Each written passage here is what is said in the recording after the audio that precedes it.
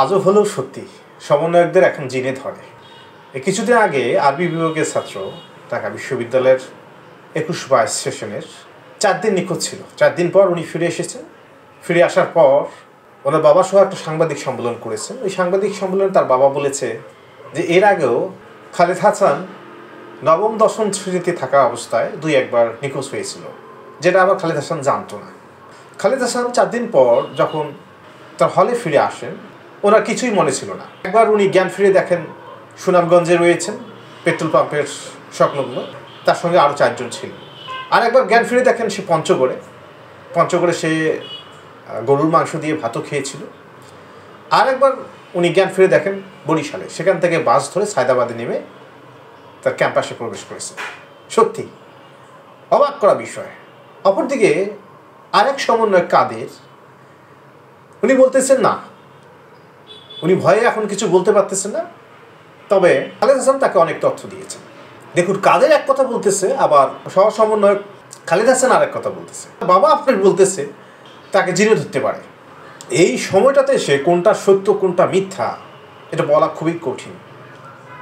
যতদিন পর্যন্ত না ওই ব্যক্তি খালেদ হাসান কোনো চাপের ঊর্ধ্বে উঠে তার সত্য কথা নিজ মুখে বলবে না, ততদিন পর্যন্ত আসলে সত্যটা উদ্ঘাটন হবেই না। সত্য একমাত্র ওই খালেদ হাসানই জানে। আর খালেদ হাসানকে কেউ যদি কিডন্যাপ করে থাকে অথবা ষড়যন্ত্রমূলক তাকে এই নিখোঁজ ৪ দিন হওয়ার জন্য দায়ী হয়ে থাকে, তারাই শুধুমাত্র বলতে পারে।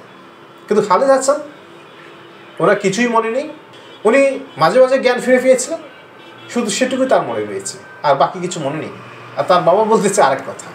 সত্যি যারা ৫ মাস আগেও একটা কঠিন আন্দোলন করে সরকার পতন ঘটিয়েছে, ঠিক ৫ মাস পরে তাদের জিনে ধরে, আবার তাদের ঘটনা মনে থাকে না। আবার কেউ কেউ বলে ষড়যন্ত্রমূলক কিছু একটা হতে পারে, একটা বিশেষ দলকে দায়ী করা হয়। এবং তার নিখোঁজ হওয়ার পর অনেক সমন্বয়কে বলেছিল একটা বিশেষ দলের পিছনে অবশ্যই ষড়যন্ত্র করতেছে। দেখুন, সব কিছুতে ষড়যন্ত্র না খুঁজে বাস্তবতায় ফিরে আসুন।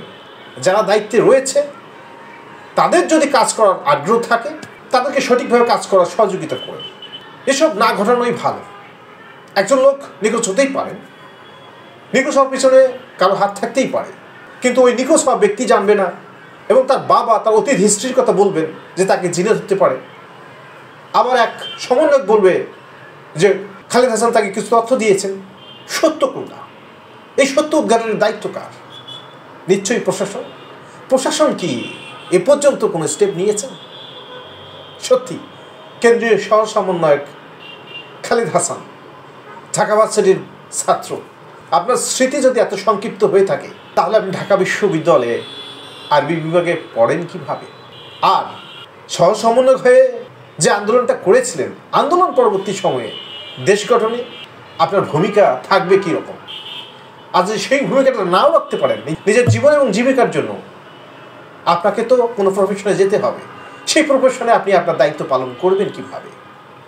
এখনও সময় রয়েছে, সত্য কথা বলুন এবং সত্য জাতির সামনে তুলে ধরুন। ধন্যবাদ সবাইকে।